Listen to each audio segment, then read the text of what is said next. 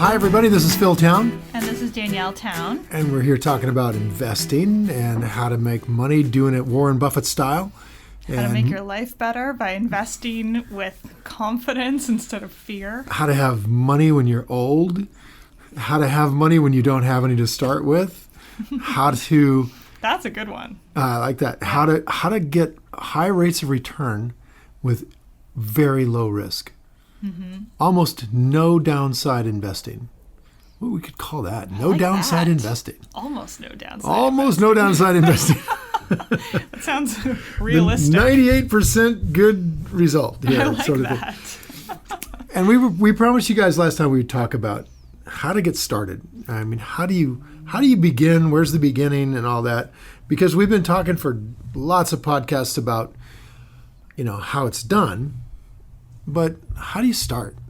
Yeah, just really obvious probably questions of, do you need an account to start purchasing stocks on the public markets? I assume you do. Like, how basic should we get here? I'm talking extremely basic. I know some of these answers, but I've also gotten questions from other friends of mine of just really like, what on earth do you do?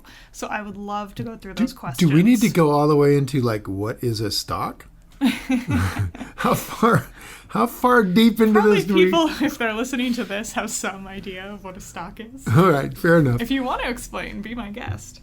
Well, we just, in general, maybe I should just say that if you were to start a business, like let's say the classic lemonade stand, mm-hmm. You'd go out and you would need some money to get the stand and some lemons and some sugar and water and some cups. And you would have to capitalize your business in order to begin that. And so sometimes if you're just a kid, you don't have any money, so you capitalize it from mom and dad's money. They become investors in your lemonade stand.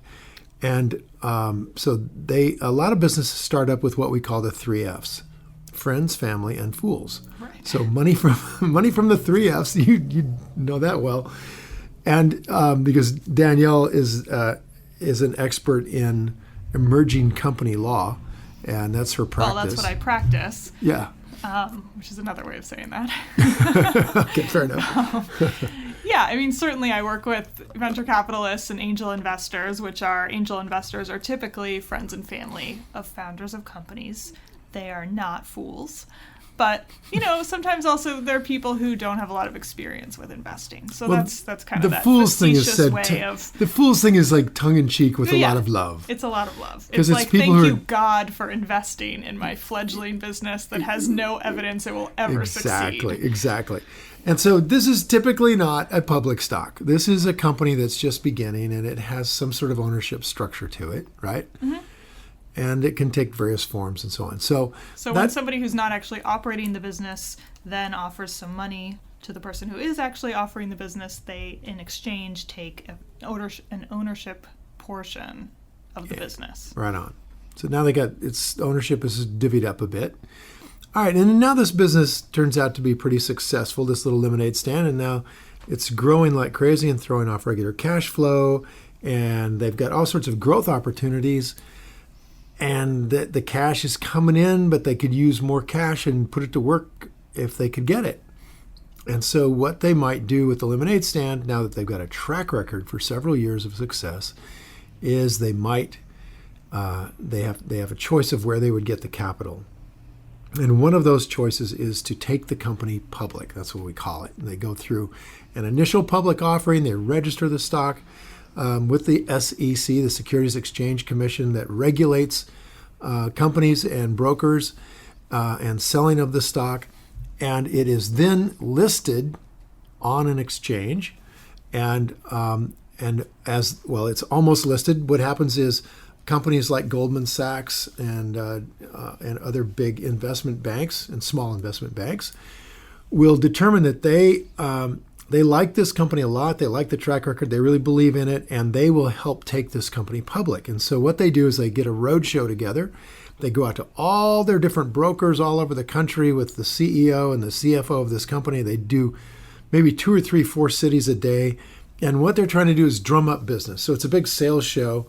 And at the conclusion of this show, they start taking orders from all of these brokers who have clients everywhere. if this lemonade stand has really impressed everybody. And so they take all the orders, and they start to figure out with the company what price they're going to put on that stock. And so they decide, okay, we're going to offer out, let's say, 100,000 shares of stock or 10 million shares of stock. It's really sort of the number of shares of stock just kind of depends on how valuable the business is, because they need to have a listing typically in the public markets of about $5 a share. And so they'll say, well, this company's worth, $500 million. So we could have 100 million shares at $5 a share. We could have 50 million shares at $10 a share. We could have 10 million shares at $50 a share. Where do we want the stock price to open up? It's just how many slices are we going to chop this into? And when they figure all that out, they decide to go public. Often they go public at around $20 is a nice ballpark number because it feels like a good, solid company.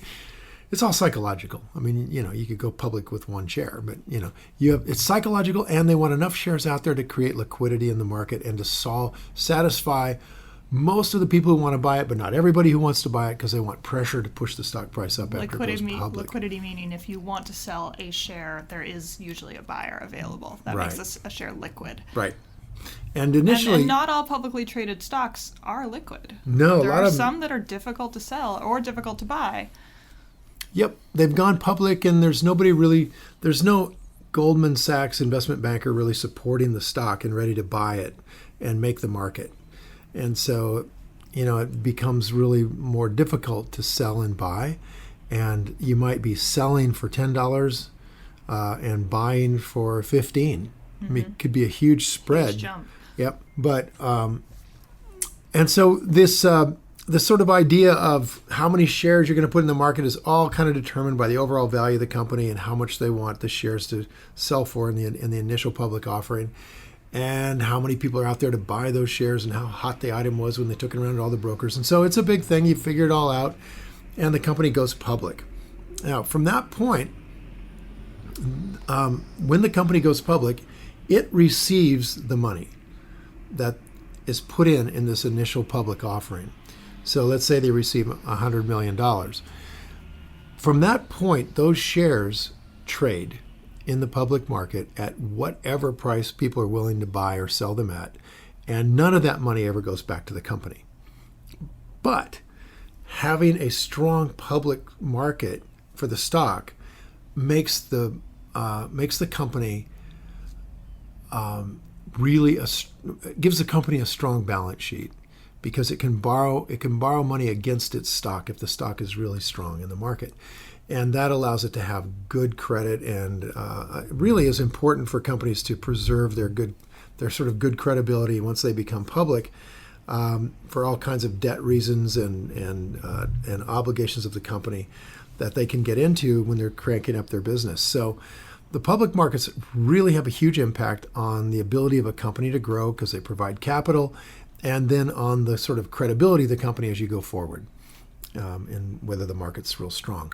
So that's kind of what stock is. Stocks are little pieces of paper that are held by typically your broker. They'll hold it in trust for you, so that you don't have to worry about getting it back to them if you want to sell the stock. They've got it right there, and then they just move it in trust to the next buyer. And so the stock market is just a place where all those things get traded. And quick trading, which I know we're not doing, we're investing. But if we were quick trading, we may not necessarily ever have that piece of paper. A lot of these trades are just done on computers now.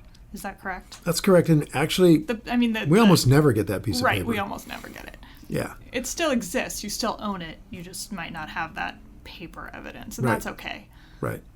The paper evidence isn't like needed like it used to be. Mm-hmm. Now they've got the files digital, and they know who owns the stock, and you get to vote your shares if you have voting privileges, and you never need the stock certificates for that. So the brokers hold those in trust. And so if you want to become a stock investor, sort of beginning place to start would be like, okay, how do I actually buy and sell a stock? Right. Or is there something else we want to climb into here? Yeah, literally. No, you hit it exactly right. How do I buy and sell stock? So I am sitting here. In the next 20 minutes, I would like to buy a stock. Is that possible? I'm going to buy a stock. So it sounds funny to say, I'm going to buy a stock. just one. So I assume that there's an account I need to open, right? Yes. You need to open a brokerage account. Okay. Is that like a bank account? It's similar to a bank account. And in some brokerages, it has replaced bank accounts because you can write checks on it. Really? Yeah. That's handy. Oh, very handy. A brokerage account, therefore, is very similar to a checking account, and it's opened similarly. But it's not with a bank. It's with a brokerage company. It's called a broker-dealer. And these broker-dealers are registered with the SEC and are regulated by a private organization called FINRA. And they are placed, their business is to facilitate the exchange of money for stock. And they take a little piece called a commission whenever they do that. It used to be that when there was no internet, there was a huge commission relative to the amount of stock that was trading. But today the commissions have shrunk down to where they're really, really, really tiny. And so this brokerage function has gone from being a hands-on, go down to a brick and mortar place and there's your broker and you there exchange used to have money. to be a guy who gave a piece of paper to another guy. Exactly. And then the sale would be done. And they would run paper around New York to get the sale traded and all this. And you had to, if you were in the business, you had to be in New York because that's where all the paper was. And all this has become completely distributed now. It's all completely digital. It's an extraordinary democratization of the public markets and of the little guy, of us being able to have access to them. It's really incredible what the internet has done. It's revolutionary. It's revolutionary. Absolutely revolutionary. In both the massive reduction in the cost of actually being in the business of investing, and in the incredible distribution of information. Unbelievable now that the little investor has access to virtually all the information that the big investor has access to. This is one of those places where, I'm not a huge fan of regulation in most cases, but this is one of those places where regulation has really had a great impact for the democratization of information by requiring that no one get the information before everyone gets the information. And it was impossible to do that before the internet. So there was always somebody that got it first, and whoever got it first had a huge advantage, and it was always a big guy. Well, today, everybody gets it first, and now the advantage has shifted, ironically, to the little guy. Warren Buffett has been asked, for example, why didn't you get out of these stocks when they were really high and then they dropped like a brick? And he said, we're just too big. We're not nimble. Like, we can't do that.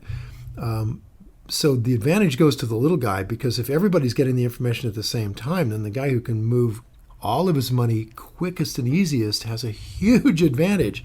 So if you're working with $1,000, you've got massive advantages over a guy like Warren Buffett who's working with $100 billion in the ability to move it around. So, okay, so the brokerage. So there's a brokerage account that each person needs to open. Yep, and you can do it right online. It's really easy. And to find the brokers that are out there to work with, you just Google stockbroker, online stockbroker, and that's virtually all of it's done online now. I mean, we all are online. There are probably a lot of them. And there's a bunch of them. I can give you a handful that I know are pretty good. Yeah, that'd be great. Okay, so there are some sites that are real professional, and then there are sites that are more for the amateur investor.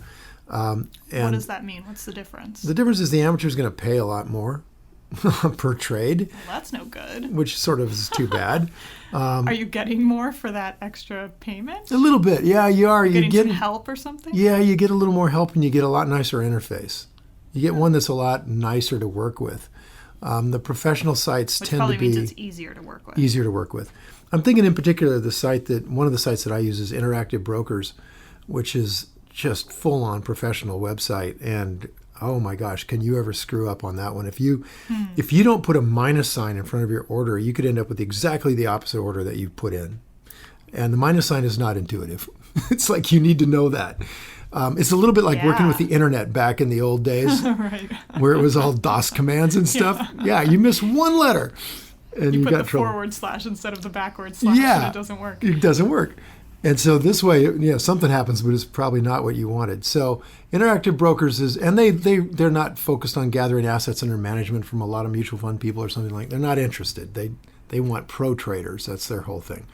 But really fast execution, really command of markets all over the world. I mean, it's quite good and pretty cheap. I mean, it's like about penny a share kind of thing. I mean, you can as an individual investor that doesn't have a lot of money in it, you can probably buy most of the stock you want to buy for about $1. Wow. Yeah, That's great really commissions. cheap. Great So for commissions. people who are listening to this, because probably people who use Interactive Brokers don't need to listen to this podcast about what a stock is. Yeah, And probably not. how to open a brokerage account. Oh, you're probably not listening to this. So what are some sites that are a little more friendly towards an amateur? Yeah, and honestly, I wouldn't recommend Interactive Brokers unless you really want to study it and be really careful. You know what you're doing. They're not looking for your business, and they want $10,000 minimum before they'll even open an account. So there you go. The sites that are looking more for the amateur investor are sites like TD Ameritrade, Schwab, and Schwab, TD Ameritrade, and Scottrade. So basically the stuff you see advertised Yeah, on TV. E-Trade, Scottrade, TD. Now, I haven't used Scottrade and E-Trade, but I've definitely had accounts with Schwab, and I've definitely had accounts with TD Ameritrade. TD Ameritrade is owned by TD Bank. They definitely have an interest in mutual funds and assets under management, so they're happy to get the amateur investor almost no minimum to open an account there. They have lots of free stuff for you to look at for business information about companies that you're looking at. So we use them as a research site regularly, and I do have an account open there.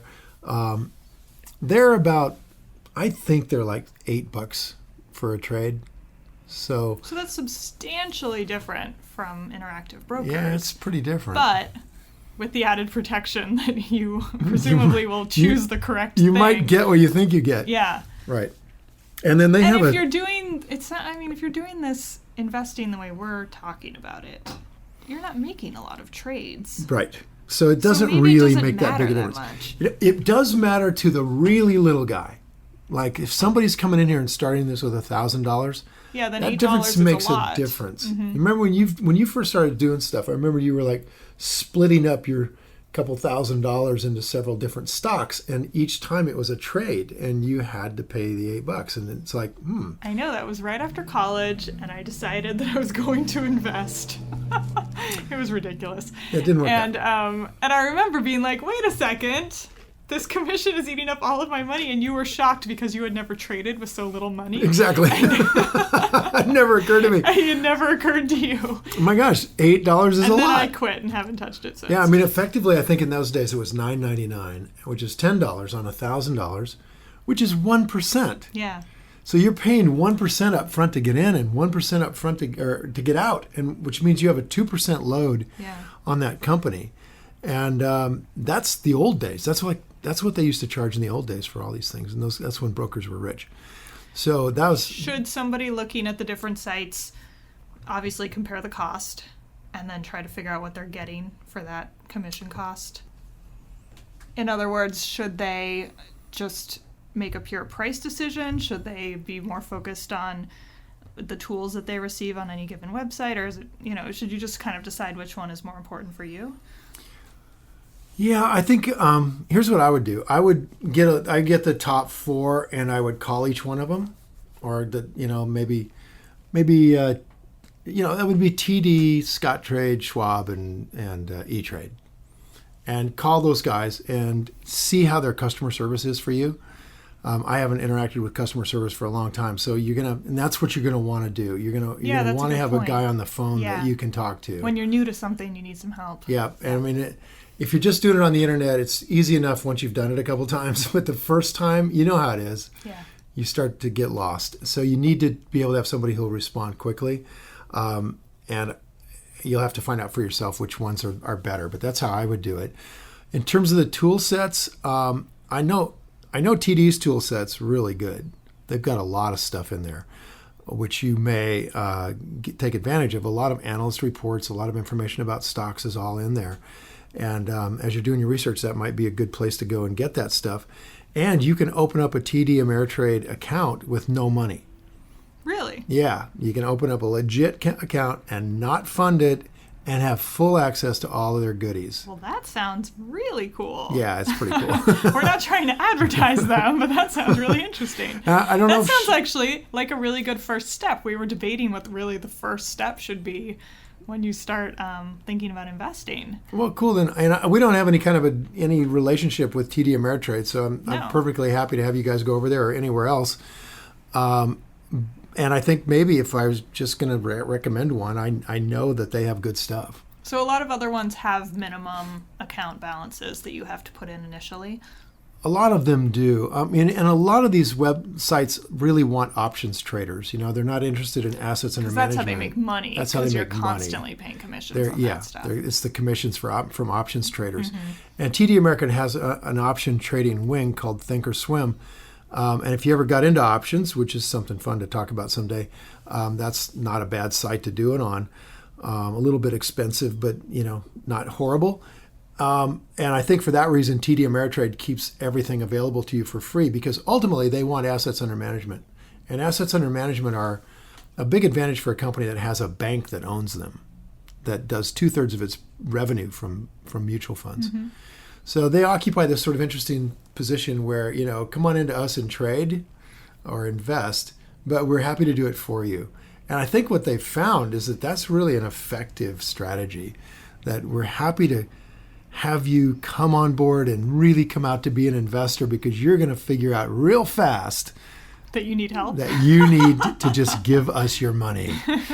We'll take it from here. And maybe you should just switch your bank account to us as well. Exactly. We've got much easier to have everything in one place. And we can write checks against your account. Yeah. You can put your IRA in here. You can put your Keogh in here. You can put your Roth IRA in here. So they've made it very, very flexible. And hey, man, if all you need a bank account for is to write some checks, that's all pretty much anybody needs one for I nowadays. know, man. And you want to check and make sure that these guys are insured for plenty of money. And, TD is vastly insured, so Schwab, so is E-Trade and Scottrade. So they're all like insured for millions, not like every year. Your bank is like good FDIC for like, what is it, $250,000 now? 400,000? Something like that. 500,000? These guys are millions of dollars. I think 20 million or something. So you can put all your money in one place and it's insured privately, and they execute the trades well. So that's the first step. Oh, what does that mean? There's an option to not execute trades well? Well, understand that the way the market's set up is that there's a limited number, let's say, 15 or 20 places where the stock is literally exchanged for money. They're called primary brokers. Then there's a lot of other guys who are out there collecting all the clients who do all the trading, and they make a nice interface. But when it comes time to actually do the trade, it's going through somebody else. And I'm pretty sure TD Ameritrade's like that. They don't actually do the trading. And so it goes through somebody else. Now, if that's the case, you want them to have a lot of somebody else's they can go through and get the very best price every time for you as possible.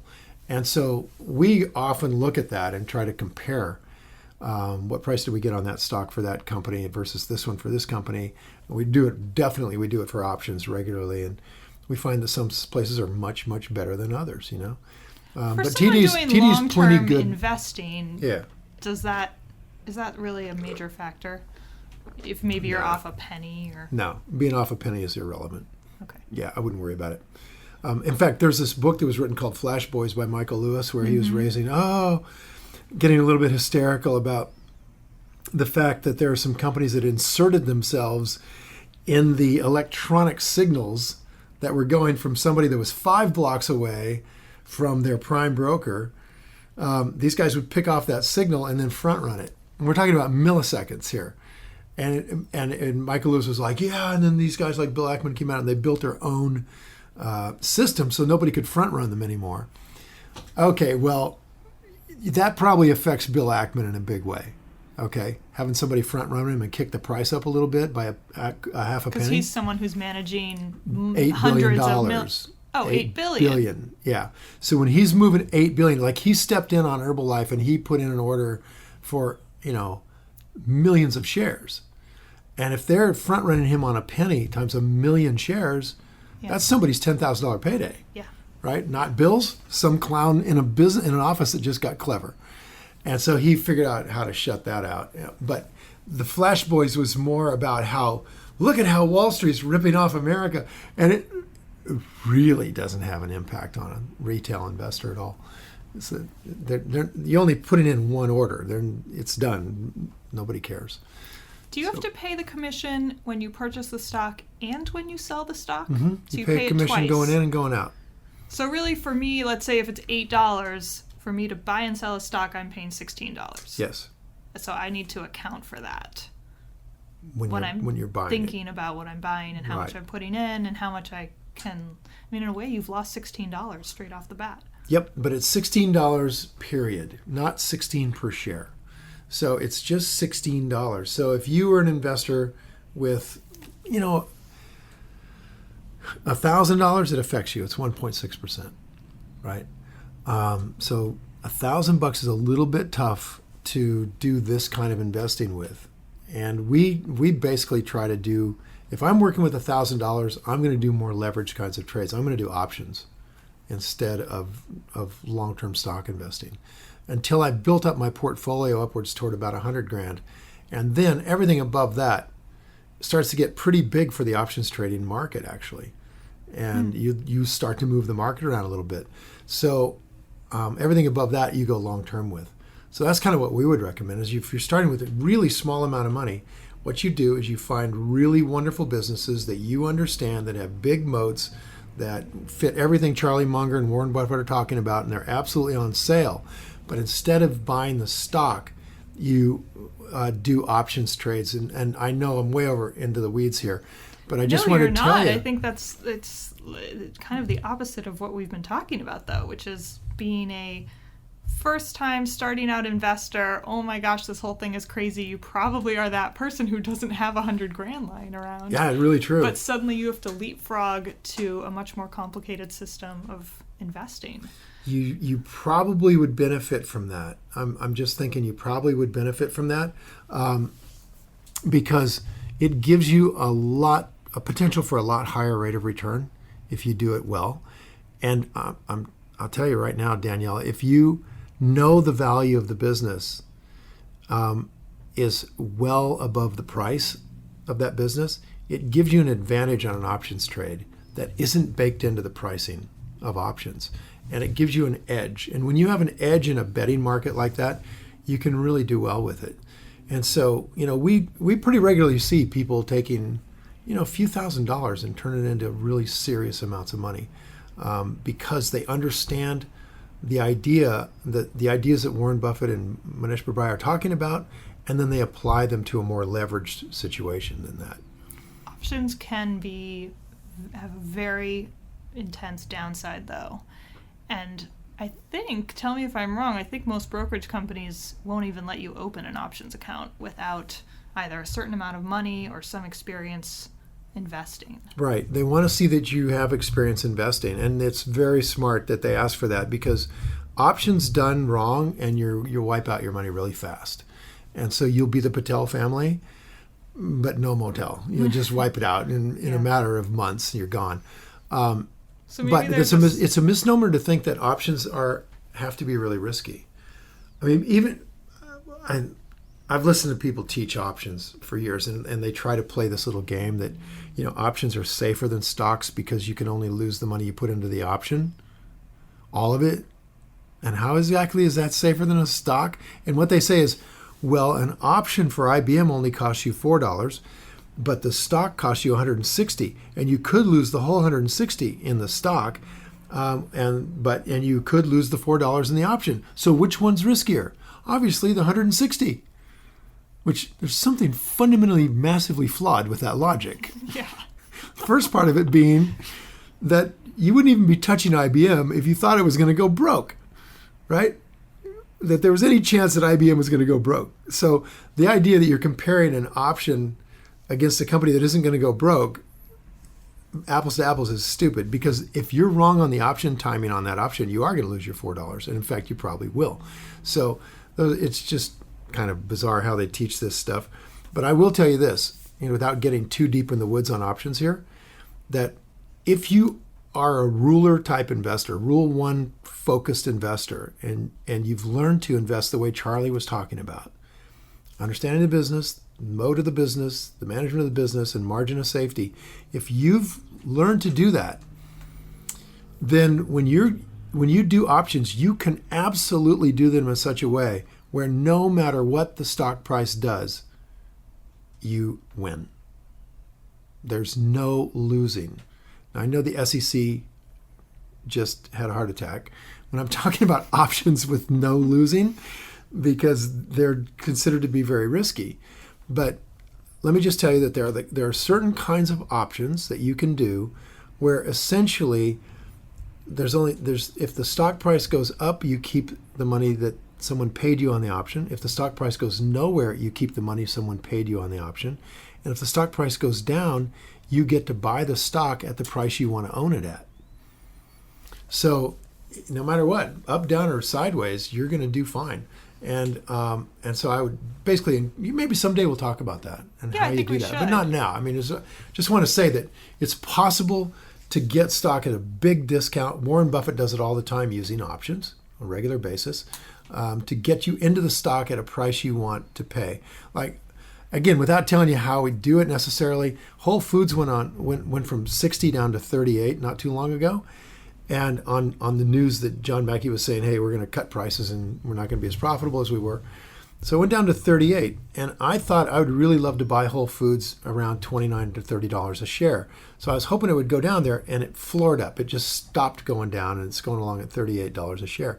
So I used options to manufacture. I bought a few thousand shares of Whole Foods at $38 a share, and then I manufactured a much lower basis by selling options. And the end result was that no matter what happened to the stock price, up, down, or sideways, I would own either the small number of shares I started with at $30 a share or a larger number at $30 a share. No way was I over $30 a share. So using options is cool. You can really manufacture some amazing, great margin of safety prices for yourself that guarantee you some sort of profit. Yeah, because having to own that stock at a low price is generally seen as a loss, but you're actually wanting it at that price, and that's how you see it as a gain. I want it at that price, and so in this particular case, I dropped the basis from 38 to 30 by collecting premiums on options that had a strike price of 30, and I would get put a block of stock at 30. I want to buy it at 30. If it goes to 26 and I can buy it at 30, I'm a happy guy. So I had the stock at 30 either way. And of course, what happened is it ran back up into the 50s now. But look at what happened. I've got that stock. I wouldn't have bought it at 38. I ended up with a basis of 30, and now the stock's at 50, which is about a 60-70% rate of return in less than a year. So you can create some really good situations for yourself if you know what you're doing. Okay, and the first step is to create a brokerage account. Wow, did we ever go into the weeds on that? First create a brokerage account and then start doing really, really sophisticated options trading. Don't do that. Yeah, don't do that. Let's start one step at a time and first figure out how to buy some stock. Yeah. All right, and accumulate some savings. It sounds like you really do need a good amount of money to start trading. To start investing. Yep, start investing. You want to have basically the idea is you want to get going on it. Yeah. But here's a really cool thing. Some of these sites have paper trading accounts that you can use. The fantasy trading. Fantasy trading. And Thinkorswim, or TD Ameritrade is one of them. It's got this sub website called Thinkorswim, and the Thinkorswim website has a paper trading account. They call it Paper Money, and they give you a fictional $200,000. Oh, that sounds fun. Yeah, and it's totally cool. And you see that. You absolutely should do that. Yeah. And you see the real prices and the whole thing. And it requires that you use the website exactly the way you would use it with real money. So you get used to it. You can get over the intimidation factor of, oh my God, if I push this button, did I just lose my $1,000? Well, you can push it and lose 50,000 of the fake money, and they'll give you more. You know, so this is a great way to get to learn the website, and I think most of Probably these guys the other, have it. yeah. I bet they have other ones that are like that. Yeah. So you got your $200,000, you got your website, you got your account open, and let's say you don't even have any money in the real account. Now you've got the paper money account open with $200,000 of pretend money, and you are now going to buy a stock, right? Because you've done all this other stuff that we'll continue talking about here forever, about understanding and moat and management. You did all that. You found a thing that's got a great value, far above the price, and now you want to buy it. So using this paper trading account or paper money, you will go in and select the buy button. And this is really this simple. You look at your account, you put in the name of the stock you want to buy. And there's a code for each company. It's called a symbol for each company. And the websites, if you write in the name of the company, they spit out the symbol. They all do it. So if you don't know that symbol, very helpful. It's very helpful. They want you to Sometimes the invest. symbols relate to the company name, and sometimes they don't. Oh, exactly. There's a company called Horsehead Holdings. The symbol is zinc. How do you get to there? Right? It happens to be in the zinc market. IBM, the symbol is IBM. So there you go. So you put in the symbol, you type in the name, but it's going to require you put in the symbol. So you put in the symbol, or it puts it in for you, and then you select the number of shares that you want to own. Well, how do you know how many shares you want to own? And the answer is, let's say you've got your $200,000 pretend account. You decide you want 10% of your account invested in this IBM, let's say. Okay, so what is 10% of 200,000? 20,000. 20,000. All right, so now you know you're going to buy 20,000 shares of IBM. So you get out some No, sort you're of... going to buy $20,000 $20,000 of IBM. of shares. Worth of shares. And so you get out a calculator and you look at the price of IBM right now, which is, let's say, 163. And you divide 163 into 20,000. Let me borrow your pen. I don't know how I'm much gonna do it that right is. now We, with of my course, own- had to pick 163 Yeah, instead of a lovely number 163. like 10. Exactly. But I'm doing the math here. 163, and it's that 0, so 2. Let's just call it about 120 shares of IBM. I will believe you. Ballpark. So let's do the math here. 120 shares times 163 is 0, 6, 12, 3, 163. And that's 06591. Yeah, that's $19,560. Okay, so you say, all right, I want to buy 120 shares. You find that from your calculator. Divide the price of the stock into the amount of the chunk that you're going to put into this company. The total dollars Total that you're dollars, going to spend. And you get, in this case, the number of shares of IBM is 120. Great. Now, you put 120 in where it says number of shares, into that little box. And then in all the brokerage sites, it'll say, okay, what kind of order do you want to put in? So the next little box is an order box. And it's going to say, do you want this to be an order that is just for today? Or is it good until you tell us you no longer want to buy it? What does that mean? Well, it means that the order will last longer than the end of today's market. That the broker will keep it in there if for some reason they can't provide you with the stock at one, they can't find 120 shares at 163. Wait. Let me back up one step. You have to put in the price that you want to purchase it at. Exactly. Now, let me say, probably in most brokers, there's an order that follows this way. And that is that they want to know the kind of order you're going to place. Is it a market order, in which case they will simply go get it at the best price they can? And that might be a little higher or a little lower than the price you're seeing currently? Yeah, it could be. Just depending on how fast the market's moving around and stuff, it could be. But with a stock like IBM, it's going to be within the, pretty much the range that they show. Like on all of the websites, there's a simple little thing called bid ask, and there's a different price under bid, and it might say 163.10, and under ask it says 163.11. So once $163.10 is the bid, $163.11 is the ask. And if you say, give me the market order on this, they will sell you that at $163.10 unless it's moved around. So they're not going to give it to you at the $163.11 price. That's what, if you're buying, they're going to give it to you at $163.11. Excuse me. They're going to give it to you at the higher price if you're a buyer. At the ask price. At the ask price. And if you're a seller, they're going to pay you $163.10. So that little difference in there is what the broker does to get a little spread, to make a little money right there. All right. So if you put in a market order, you're going to get the worst one of those two prices probably. You with me so far? Yeah, absolutely. Okay. And the market order's symbol is MKT. And that means market order. Now, almost all sites default to something called a limit order. It says LMT. They default that way. So if you're going to do a market order, you have to change it by clicking on it from a limit order to a market order. Okay? Now, a limit order is defaulted to because that's safer for the buyer or the seller. What the limit order says is, I am going to give you a contingent order, Mr. Broker. I'm going to put in the amount of money you have to get this for.